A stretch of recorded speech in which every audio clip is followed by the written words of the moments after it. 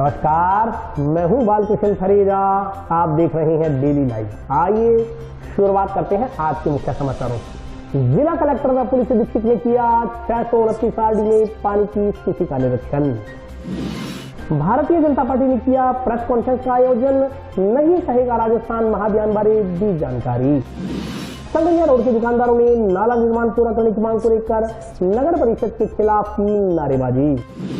नहरों में पूरा पानी देने की मांग को लेकर भाखड़ा के किसानों ने सिंचाई विभाग के समक्ष किया प्रदर्शन। कांग्रेस नेता भूपेंद्र चौधरी ने किया घग्गर डाइवर्सन चैनल में पानी की स्थिति का निरीक्षण। और अब समाचार विस्तार से।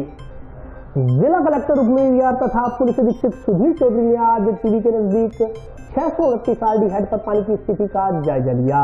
जिला कलेक्टर श्रीमती रुक्मिणी रियार तथा पुलिस अधीक्षक सुधीर चौधरी ने आज जिले में विभिन्न स्थानों पर पानी की स्थिति का जायजा लिया। जिला कलेक्टर ने बताया कि उन्होंने आज सतीपुरा स्थित घग्गर नाली बेड तथा टीबी के नजदीक स्थित 629 आरडी हेड का निरीक्षण किया।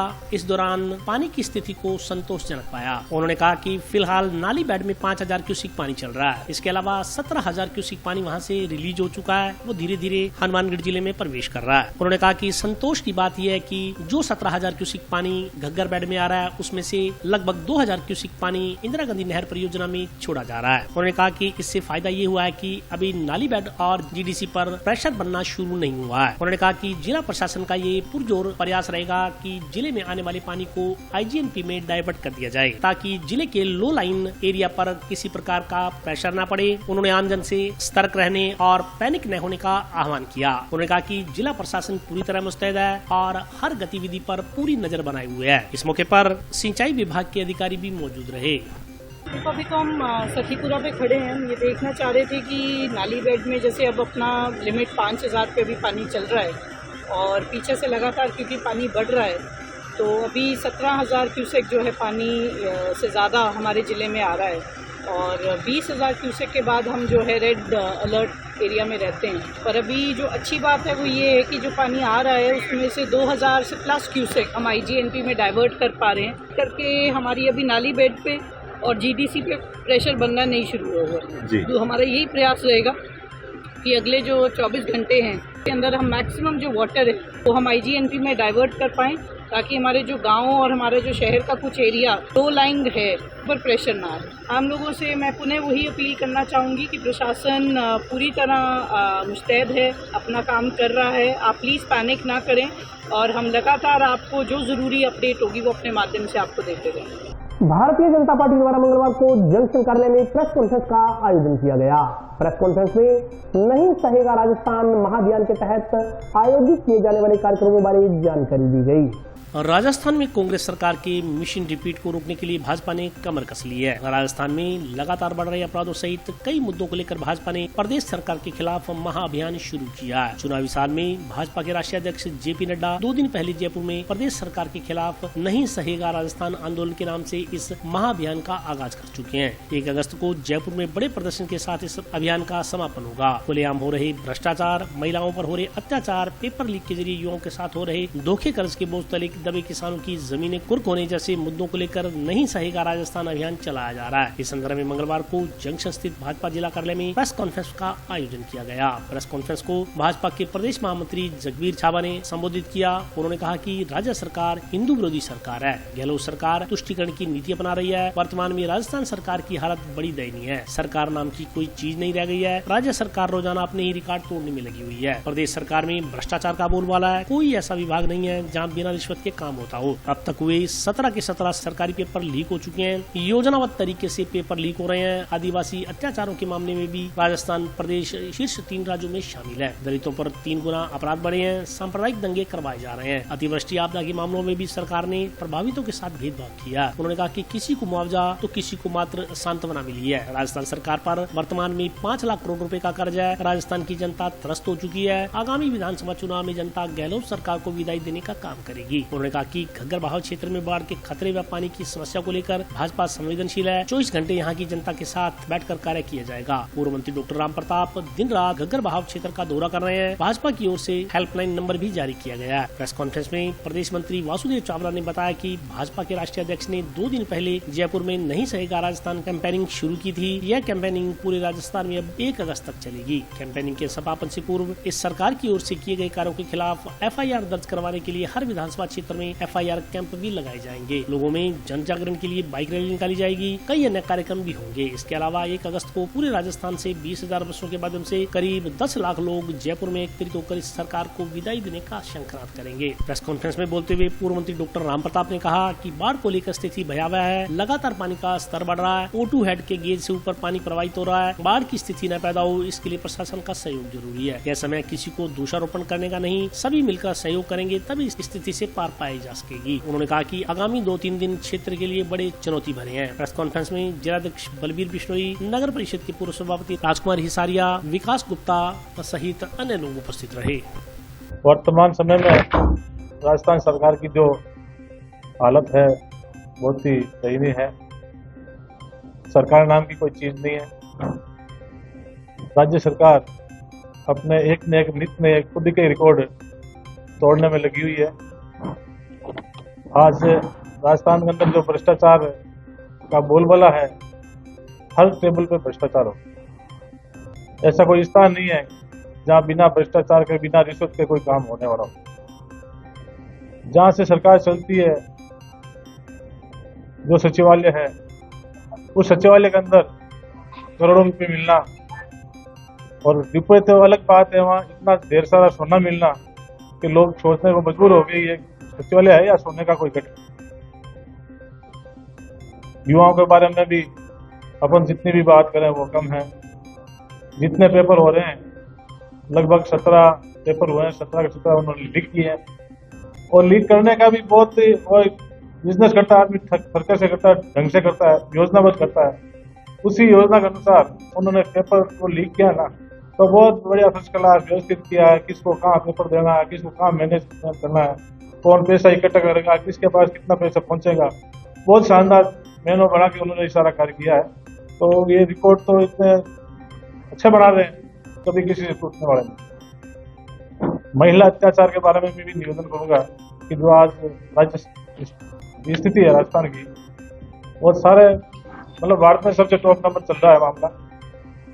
और प्रतिदिन 16-17 अपराध महिलाओं के साथ हो रहे हैं, बलात्कार की घटनाएं हो रही 17। देश में 22% बलात्कार के मामले केवल राजस्थान में हो रहे हैं। बेटियों का स्टाम्प पेपर के ऊपर सौदा हो रहा है। पुलवामा में जो शहीद महिलाएं थी, उनके आश्रित थी, उनके साथ जो व्यवहार होना चाहिए था वो अपेक्षित नहीं हुआ। कितना उनके साथ बदसलूकी की सड़कों पर, कितना उनको घसीटा गया। और उसमें तो 12 ज़्यादा महिलाओं के में चोटें भी आई है। दलित के बारे में राजस्थान दलित अत्याचारों में नंबर 1 है। अत्याचार दोगुना हुआ है। आदिवासी अपराध में राजस्थान शीर्ष 3 राज्यों के अंदर शुमार कर रहा है। दलित अपराध 3 गुना बढ़ा है। दौसा और बालोतरा की जो दलित आदिवासी महिलाओं से अभी जो वर्तमान में बदसलूकी हुई है वो भी असहनीय है। तो राज्य सरकार है, गहलोत की सरकार है, वो तुष्टीकरण की राजनीति में भी कहीं पीछे नहीं रही है। सांप्रदायिक दंगे तो कभी नहीं होने चाहिए थे, वो उन्होंने करवाए हैं। जयपुर बम ब्लास्ट के जो सातिर बदमाश थे, हत्यारे थे, उनको बरी किया है बिना पैरवी करके। सालासर दरबार और अलवर के शिवलिंग जी को जो उन्होंने ध्वस्त किया है, तोड़ा गया है, वो एक टारगेट बना के तोड़ा गया है। ये राज्य सरकार है वो बिल्कुल हिंदू विरोधी सरकार है। और धारा 144 शोभा यात्रा में लगाते हैं, बाकी अन्य कार्यक्रम में नहीं लगाते हैं। अभी जो आपदाएं हुई है, अतिवृष्टि हुई है, उसमें कोई पानी में डूब के खत्म हुआ बच्चा, महिला, जो भी है, उसमें भी इन्होंने भेदभाव किया। एक को सिर्फ सांत्वना दी है और अन्य को उसको मुआवजा दिया 5-5 लाख। ये भी एक भेदभाव है और तुष्टीकरण की राजनीति में। राजस्थान सरकार के ऊपर 5 लाख करोड़ का आज वर्तमान में कर्ज है। 14% स्कूलों में बिजली नहीं है। 90% स्कूलों में कंप्यूटर नहीं है। ग्रामीण क्षेत्रों में डॉक्टरों के 3,500 से ज्यादा के पद खाली पड़े हैं। 90% कॉलेज और प्रजादर नियुक्ति नहीं हो गई। जितने इन्होंने अपने खुद के वर्तमान राज्य कार्यकाल में जितने स्कूल कॉलेज खोले हैं, तो हमें नाम मात्र कहीं तो 84 कॉलेज चला है। तो ये किसी को इंस्टीट्यूट खोलना अतिशयोक्ति नहीं है, उसको चलाना विधिवत वो एक सरकारी जिम्मेवारी बनती है, जिससे बिल्कुल भाग चुकी है। हमारे डॉक्टर राम प्रताप जी इस विषय को रखेंगे और आपको इस विषय में महारत हासिल है, आपका बहुत लंबा चौड़ा अनुभव है। तो हमारी पार्टी की तरफ से योजना है कि जहाँ भी बाढ़ का समस्या हो, पानी का समस्या हो, उसको लेकर भी पार्टी बहुत संवेदनशील है और हम यहाँ की जनता के साथ 24 घंटे साथ बैठ के कार्य करने वाले हैं। और राम प्रताप जी अभी रात को मुश्किल से 2-4 घंटे सोए होंगे, वहीं साइड पे रहते हैं और कितना उनका नुकसान होता है तो बहुत बड़ा अच्छा आकलन है और प्रशासन के साथ पूर्णतया साथ जुड़े हैं, सहयोग में है।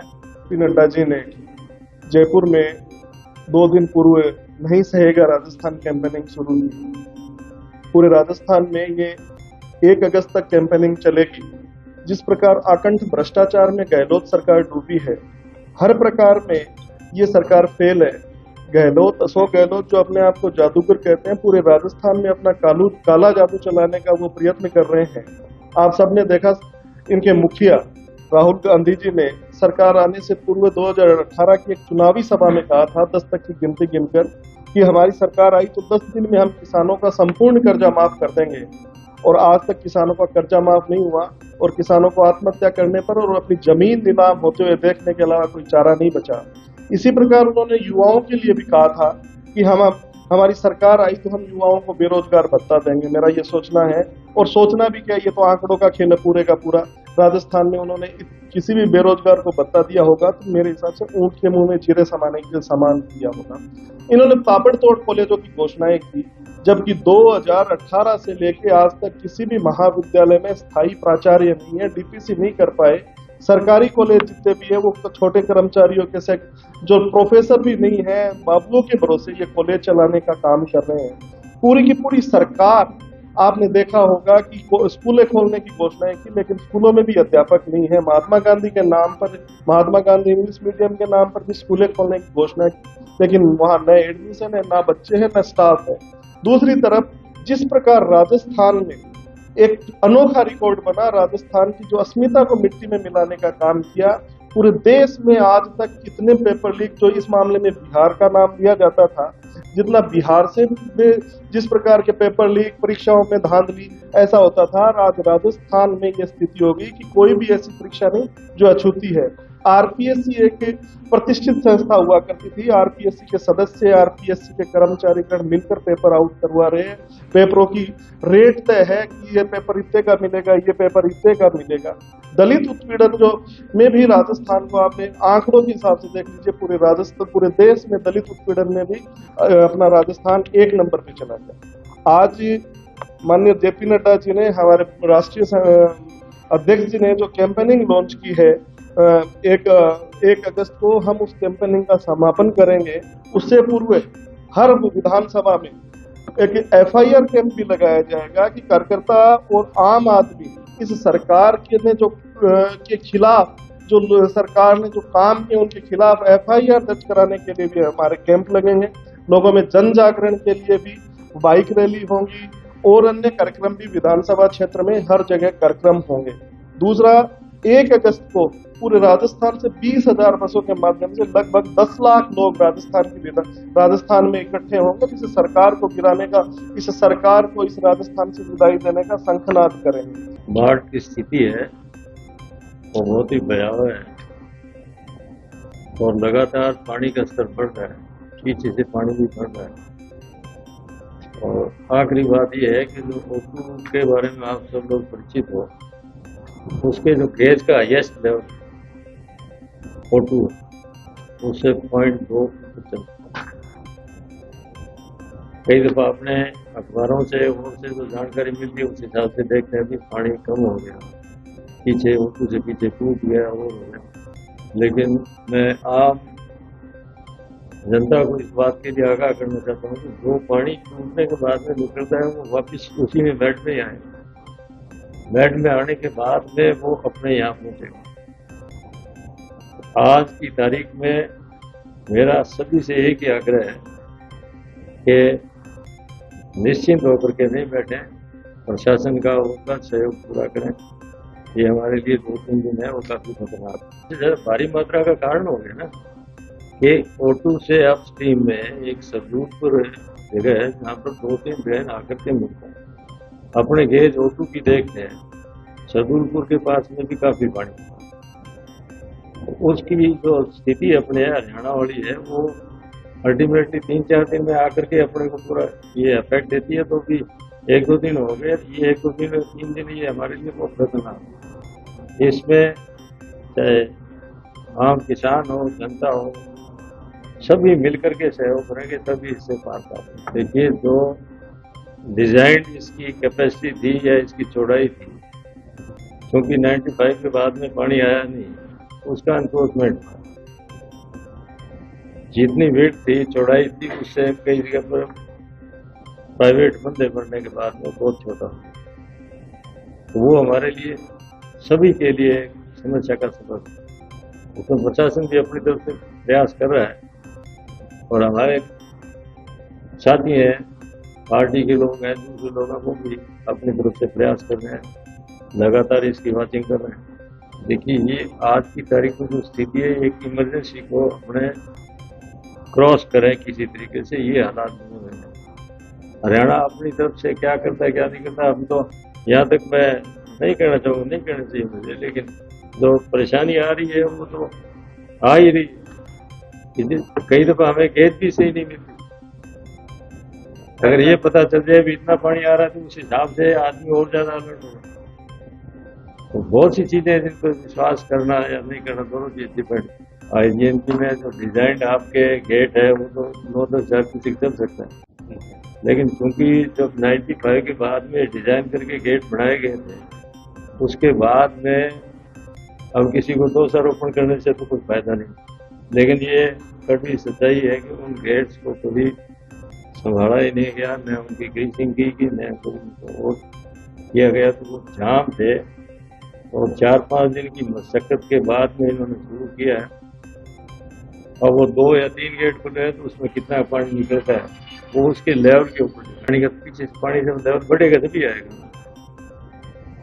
ये तो डिजाइन कैपेसिटी से बड़ा, और तो कोई पंप तो वहाँ लगे हुए नहीं है, वो तो पीछे से जब पानी ऊंचा होगा वही IGNP में आएगा। किसी को दोषारोपण करने से पहले ये वक्त हमारे लिए सभी को मिलकर के चलने का, चाहे प्रशासन हो, चाहे सिंचाई विभाग हो, चाहे आम किसान या जनता। ये केस पास और करने के लिए हम सबको एकजुट होकर के चलना पड़ेगा। कांग्रेस नेता भूपेंद्र चौधरी ने आज नौरंगदेसर के नजदीक घग्गर डायवर्सन चैनल में पानी की स्थिति का जायजा लिया। कांग्रेस नेता भूपेंद्र चौधरी ने आज GDC के बंदों का निरीक्षण किया। उन्होंने कहा कि पानी को लेकर किसी प्रकार की भयभीत होने की आवश्यकता नहीं है। उन्होंने GD की स्थिति के बारे में जानकारी देते हुए कहा कि GDC की क्षमता लगभग 22,000 क्यूसेक पानी प्रवाहित करने की है। फिलहाल इसमें आधा ही पानी चल रहा है। उन्होंने कहा कि किसी प्रकार की नौबत आई तो इसमें और पानी डाला जा सकता है। फिलहाल स्थिति पूरी तरह नियंत्रण में है, इसलिए बाढ़ को लेकर के किसी भी प्रकार का मन में भय रखने की आवश्यकता नहीं है। उन्होंने कहा कि प्रशासन के साथ साथ कांग्रेस के नेता भी स्थिति पर बराबर नियंत्रण बनाए हुए हैं। किसी भी प्रकार की आपदा की स्थिति में आम जन का पूरा सहयोग किया जाएगा। अभी हम GDC तटबंध के ऊपर खड़े हुए हैं, नौरंगदेसर के पास जो ब्रिज है, जो जयपुर वाली रोड है उसके पास। यहाँ पानी अभी केवल मात्र आधी चल रही है। GDC की कैपेसिटी 20-22 हज़ार क्यूसेक है, इसमें 10,000 क्यूसेक पानी इस टाइम चल रहा है।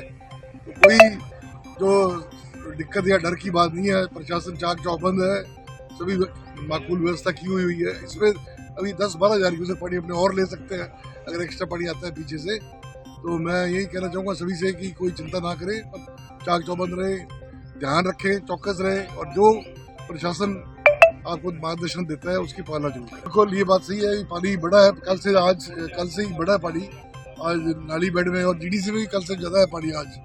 तो पानी ज़्यादा आ रहा है पर चिंता की बात नहीं है कोई।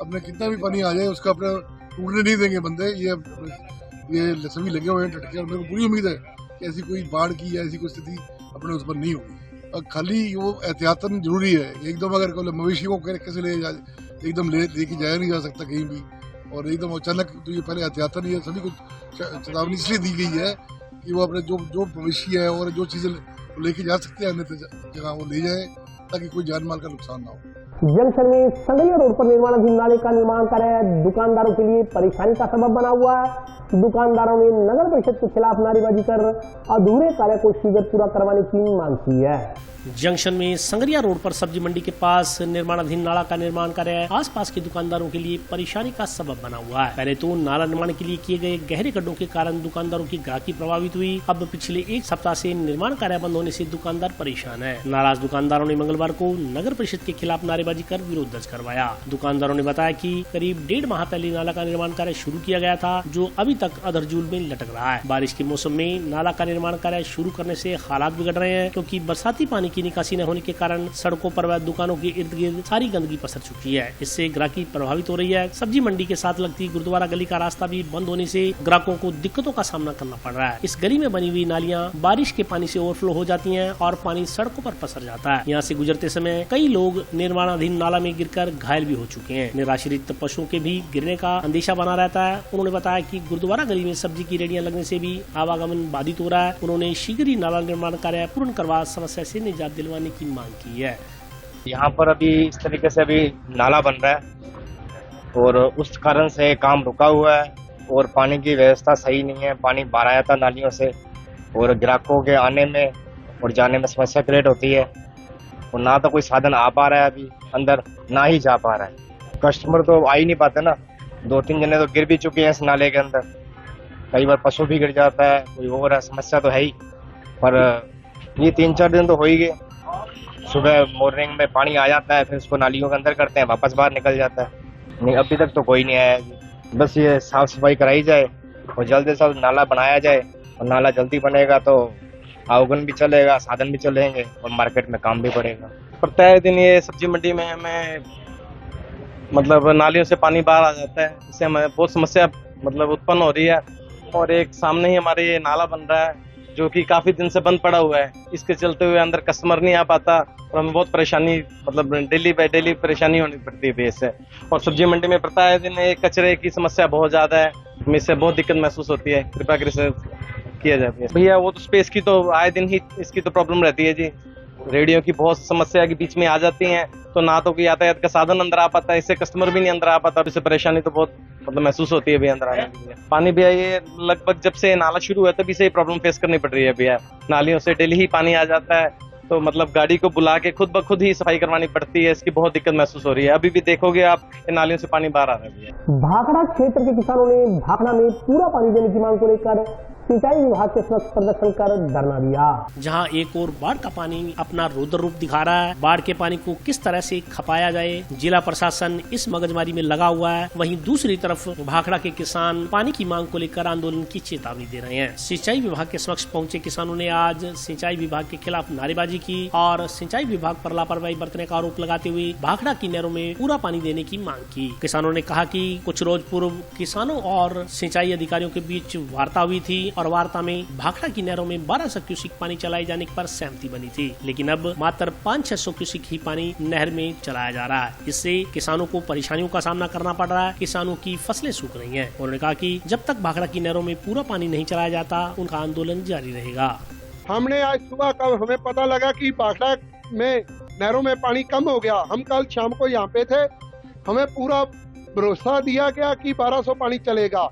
हम आज सुबह हमारे किसानों ने फोन किया कि भाई हमारी नहर खाली होगी, इसमें पानी 600 रह गया। उसी वक्त हमने सुबह से आके यहाँ पे धरना लगा लिया। धरना हमारा निश्चिंत चलेगा। कब तक किसानों को 1200 पानी नहीं दिया जाएगा हम धरने पे बैठे रहेंगे। अब देखो चीफ साहब अंदर बैठे हैं, गेट उन्होंने अंदर से बंद कर लिया। हम कोई पाकिस्तान से थोड़ी आए, हम उग्रवादी थोड़ी हैं। हम तो इस भाखड़ा का किसान है। 3 महीने पहले इन्होंने बंदी ली, उसमें हमको इसने उजाड़ के रख दिया सरकार ने, कांग्रेस की ने। यह चीफ भी अमरजीत मेरा भी किसानों की बात नहीं सुन रहा, पानी की बंदी लेता है। मैं सभी किसान साथियों को एक अपील करना चाहूंगा कि आप जल्दी से जल्दी हनुमानगढ़ पहुंचे, इस प्रशासन को आप घेरें और अपनी पानी की मांगे पूरी करें। और अभी वक्त ब्रेक का, हाजिर होता हूँ छोटे से ब्रेक के बाद।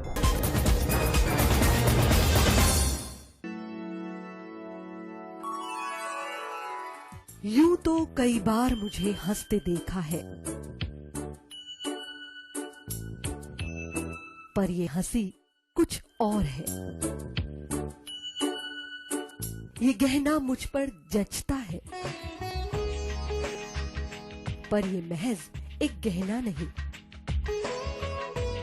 ये रूपरेखा है मेरे मन की, हंसती खिलखिलाती लहरों की, जो आतुर थी अब तक मुझ पर सजने को।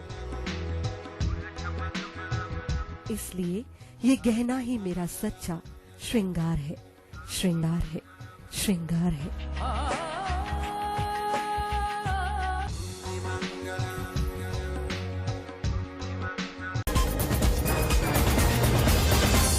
ब्रेक के बाद स्वागत है। आइए नजर डालते हैं अगले समाचार पर। जंक्शन के राजकीय पॉलिटेक्निकल कॉलेज प्रांगण में रह रहे बाढ़ प्रभावित लोगों के लिए हनुमानगढ़ सेवा समिति की ओर से लंगर का आयोजन किया गया। क्षेत्र की समाज सेवी संस्था हनुमानगढ़ सेवा समिति ने क्षेत्र में बाढ़ की आशंका को देखते हुए राहत शिविरों में शरण लिए लोगों के लिए लंगर की व्यवस्था की है। समिति पदाधिकारियों ने बताया कि इसी क्रम में आज समिति के उपाध्यक्ष विनोद गर्ग, कोषाध्यक्ष अनिल जिंदल, सुनील धुड़िया, जैक्सन सोनी, भगवान सिंह खुड़ी आदि ने राजकीय ITI कॉलेज में अस्थायी रूप से रह रहे लोगों को खाना खिलाकर मानवता का परिचय दिया। समिति पदाधिकारियों ने बताया कि पूर्व में भी सन 1995 में बाढ़ आपदा के समय समिति द्वारा अपने संसाधनों से आम जन को राहत पहुँचाने के उद्देश्य से प्रशासन का सहयोग किया गया था और इसी क्रम में इस बार भी यदि आपदा की स्थिति उत्पन्न होती है तो भारत क्लब हनुमानगढ़ सेवा समिति के कार्यकर्ता तन मन धन से प्रशासन का सहयोग करेंगे। इस मौके पर ITI राजकीय कॉलेज के सहायक प्रोग्रामर पंकज गौड़, सह प्रभारी प्रेमराज मीणा ने हनुमानगढ़ सेवा समिति के सदस्यों का आभार प्रकट किया। हमारे जी नाड़ी के डोले से गगर नदी से 2 kg आबादी। ठीक है सर जी, यहाँ की व्यवस्था सही लग रही है हमें, जो मिल रहा है वो सही है। धन्यवाद। आज दूसरा दिन है। हाँ सब सही है। हम 3 घर आए जी, लोग तो गिने नहीं कितने, और हम 3 परिवार आए हैं। केंद्र ITI में जो आज चल रहे हैं यहाँ, और जो बाढ़ प्रभावित लोग हैं जो नदी के किनारे घर से जो आए हुए हैं, माइग्रेट शिविर में ठहरे हुए हैं, उनके लिए आज जो यहाँ फसल सामग्री खाने की व्यवस्था की गई है शाम के वक्त भारत हनुमानगढ़ सेवा समिति की ओर से व्यवस्था की गई। बहुत बेहतरीन ढंग से सभी लोगों ने खाना खाया। उसके अलावा यहाँ जो उनके लिए ठहरने की व्यवस्था है, पानी की है, और जो यहाँ उनके साथ में पशु आए उनके लिए भी सारी व्यवस्था की गई है। इसके अलावा यहाँ जो चिकित्सा सेवा, मेडिकल सुविधा हैं, उसके अलावा शाम सुबह इनको जो पूरा रसद सामग्री का ध्यान रखा जा रहा है और जो व्यवस्था है वो सुनिश्चित की जा रही है। प्रशासन की ओर से बेहतर इनको सुविधाएं उपलब्ध कराने की कोशिश की जा रही है। इसके लिए मैं आज हनुमानगढ़ सेवा समिति व्यवस्था की उसके लिए मैं बहुत धन्यवाद। वर्तमान में हनुमानगढ़ में बाढ़ की संभावना को देखते हुए 2 KNJ ग्राम पंचायत के अंतर्गत जो लो लेवल के एरिया थे वहाँ के बस्ती के कुछ लोगों को 20, 25, 26 लोगों को यहाँ ITI कॉलेज के अंतर्गत स्थापित किए गए अस्थायी राहत शिविर, बाढ़ राहत शिविर कैंप में यहाँ भोजन व्यवस्था, रहने की व्यवस्था, चिकित्सा सुविधा इत्यादि प्रदान की जा रही है। इसके अंतर्गत भोजन व्यवस्था के अंतर्गत शाम का भोजन भारतीय हनुमानगढ़ सेवा समिति भारत क्लब की ओर से बहुत ही सुंदर तरीके से किया गया है। इसके सभी सदस्यों का मैं बहुत आभारी हूँ, जिनके द्वारा सही समय पर उचित क्वालिटी का और बहुत ही सुंदर भोजन, बहुत ही स्वास्थ्यप्रद भोजन यहाँ पे उपलब्ध कराया जा रहा है। राज्य सरकार के द्वारा अन्य सुविधाएं जैसे चिकित्सा, जल इत्यादि सामान्य सुविधाएं, लाइट, पानी, इनको सभी कैंप शरणार्थियों को प्रोवाइड की जा रही है।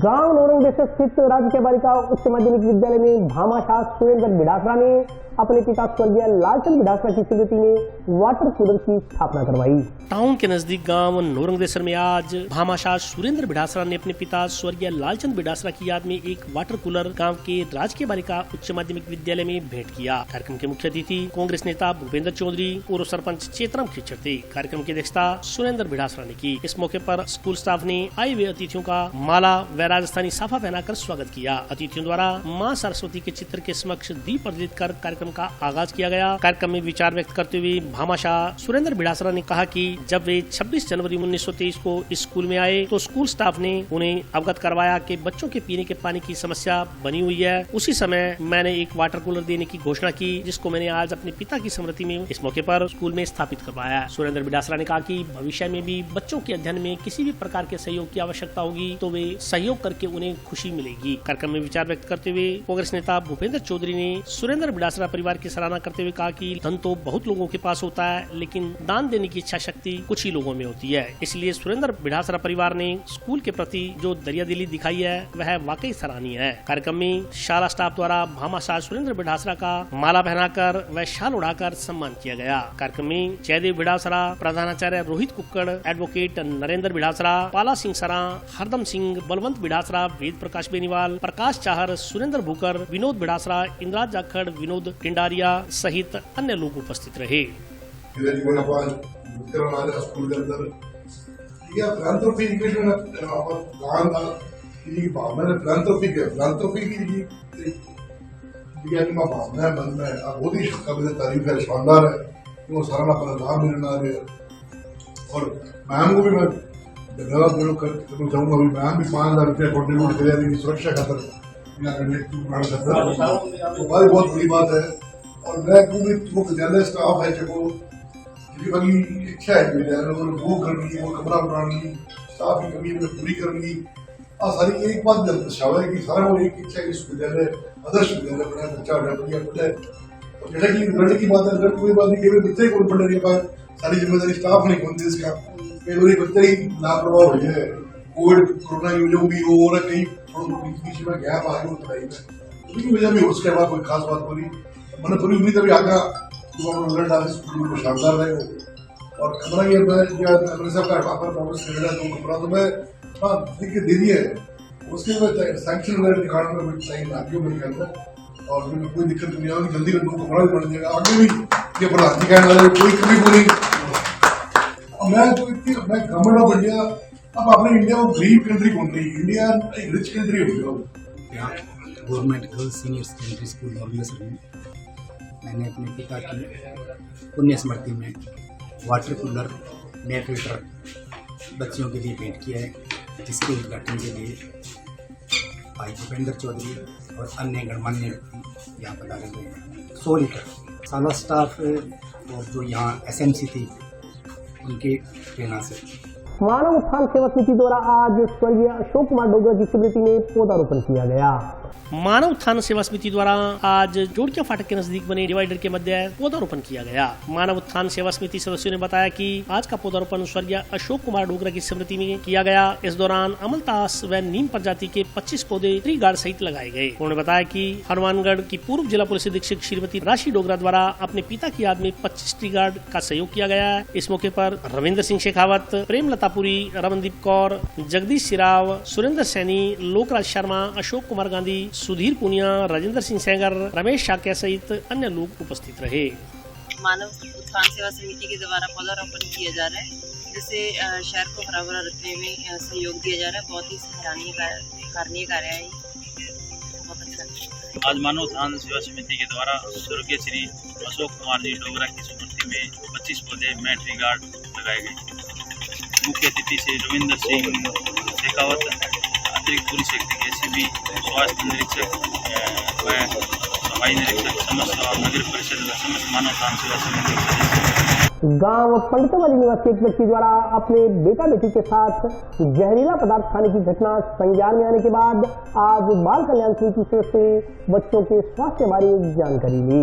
पीलीबंगा तहसील के गांव पंडितावाली निवासी एक व्यक्ति की ओर से अपने बेटे व बेटी के साथ विषाक्त पदार्थ खाने की घटना का मामला संज्ञान में आने पर मंगलवार को बाल कल्याण समिति की टीम ने अस्पताल में भर्ती दोनों बच्चों की हालत के बारे में जानकारी प्राप्त की। दोनों बच्चों का टाउन के एक निजी अस्पताल में इलाज चल रहा है। दोनों की हालत गंभीर बताई जा रही है। विषाक्त पदार्थ खाने वाले व्यक्ति की सोमवार को इलाज के दौरान मौत हो गई थी। बाल कल्याण समिति सदस्यों ने बताया कि सोशल मीडिया के माध्यम से सोमवार को सूचना मिली कि पीलीबंगा थाना क्षेत्र के गांव पंडितावाली में एक व्यक्ति ने अपने 2 बच्चों सहित विषाक्त पदार्थ का सेवन कर लिया। उक्त व्यक्ति की मौत हो गई, जबकि दोनों बच्चे निजी अस्पताल में भर्ती हैं। सूचना पर समिति की टीम ने निजी अस्पताल पहुंचकर बालक व बालिका की हालत की जानकारी ली। चिकित्सकों ने बताया कि दोनों की स्थिति नियंत्रण में लेकिन गंभीर बनी हुई है। उन्होंने कहा कि जो भी सहायता सहायता समिति उपलब्ध करवा सकती है वह पीड़ित परिवार को करवाई जाएगी। इस मौके पर विजय सिंह चौहान, प्रेमचंद शर्मा, सुमन सैनी सहित अन्य सदस्य मौजूद रहे। जैसे कि अखबार के माध्यम से और मीडिया के माध्यम से हमें सूचना मिली कि कल एक व्यक्ति ने ऑनलाइन होकर के अपने 2 बच्चों सहित जहर कोई विषाक्त पदार्थ खा लिया है। उसमें उनके 2 बच्चे हैं, उनकी हालत गंभीर है और यहाँ एक प्राइवेट हॉस्पिटल में भर्ती है। जैसे हमारे बाल कल्याण समिति को सूचना मिली, मामला संज्ञान में आया। मैं, हमारे साथी सदस्य विजय सिंह जी चौहान, प्रेमचंद जी, हम बच्चों की जो है हालत देखने आए और बच्चों से मिलने आए। बच्चों के परिवार से उनकी कुशल क्षेम भी पूछी है और जो डॉक्टर साहब है उनसे पूछा तो उन्होंने कहा कि आने वाले 72 घंटे तक वो कुछ भी नहीं कर सकते और हम यही भगवान से प्रार्थना करते हैं कि बच्चे जल्द से जल्द स्वस्थ हो जाएं। कल सोशल मीडिया के माध्यम से ज्ञात हुआ कि एक पंडितावाली गांव में एक व्यक्ति ने विषाक्त चीज़ का सेवन कर लिया अपने बच्चों सहित। तो अभी वो बच्चे किसी निजी अस्पताल में भर्ती है और चूँकि उस व्यक्ति की तो मृत्यु हो चुकी है और बाल कल्याण समिति सदस्य विजय सिंह जी, सुमन जी, हम मौके पे बालकों के बारे में जानकारी लेने के लिए आए हैं वो किस स्थिति में है। तो परिजनों से डॉक्टर साहब से बात की है तो वैसे तो 72 घंटे का बताया है लेकिन फिर भी कंट्रोल में बताया जा रहा है और हमारी तरफ से जो भी कोई सहायता होगी इनको उपलब्ध कराई जाएगी। महात्मा नेता स्वर्गीय विजय सिंह चौहान की पुण्यतिथि पर टाउन स्थित जनशक्ति भवन में श्रद्धांजलि सभा का आयोजन किया गया।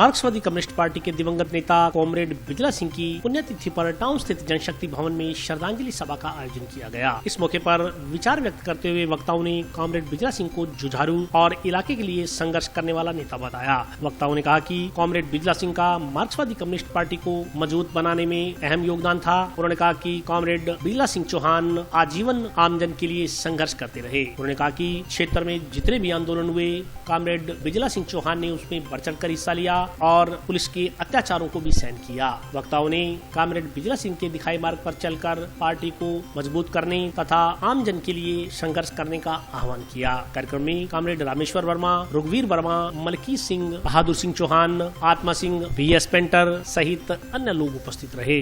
10-12 दिन के बाद भी वो नहीं रहे तो उनके साथ मेरी खूबसूरत होने से बात ये कर रहे थे पार्टी में क्या चल रहा है। मैं 2-3 लोगों में ऐसी एक हाथ से देखता हूँ जिनको चिंता अंतिम समय तक की गई पार्टी। बहुत से लोग बदलते लग जाते हैं, कोई उम्र हो गई है, अब क्या करना है, कौन सी क्रांति आने वाली है, क्या बदलना होता है। डॉक्टर बिजला सिंह जी ने पूरी पार्टी पर चर्चा की, राष्ट्रीय लेवल में जो पार्टी के नेताओं के ध्यान में उस पर चर्चा की। ये बड़े पार्टी के वफादार और पार्टी के प्रति जो अपनी समझ रखने वाले लोग हैं। आज वरिष्ठ छात्र आदरणीय डॉक्टर बिजला सिंह की बरसी और आज हम तमाम पार्टी के सारा कार्यक्रम स्थगित करने का बाढ़ की घटना को देखते हुए हमने उसको बिल्कुल ही असल में डॉक्टर बिजला सिंह शहर के अंदर कच्ची बस्तियों के लिए चाहे वो मजदूर बोझा ढोने वाले हों, चाहे टाली पर मजदूरी करने वाले हों, चाहे दूसरे मजदूर हों, उनकी मजदूरी के लिए उनके संघर्षों को हमेशा आगे रहा है, उनमें अगुवाई की। इसके साथ साथ कच्ची बस्तियों का जो यहाँ बसावट थी उनको उजाड़ रहे थे, उनको मकान दिलवाने का काम किया। इमरजेंसी के अंदर 6 महीने जेल में रहे, किसान आंदोलन के अंदर 1.5 महीना जेल के अंदर रह के आए हैं। पहले 1970 के किसान आंदोलन जेल में गए थे। लगातार हर तरह के जुर्म, चाहे हमारे यहाँ समाज के बच्चों के साथ नाइंसाफी हो, उनके दुष्कर्म का सवाल हो, बलात्कार का सवाल हो, मंदिर पीड़िता कांड के अंदर बरबर लाठीचार्ज उसके बाद उनको जेलों में डाला और हमारे तमाम साथी उनके साथ रहे। आज हम उनको याद कर रहे हैं। उनके जो सपने थे, उनकी विचारधारा थी, उनकी जो समझ थी, उनको आम आदमी तक ले जाने का प्रयास कर रहे हैं। और आज के लिए बस इतना ही। कल फिर हाजिर होता हूँ नए समाचारों के साथ। तब तक के लिए नमस्कार।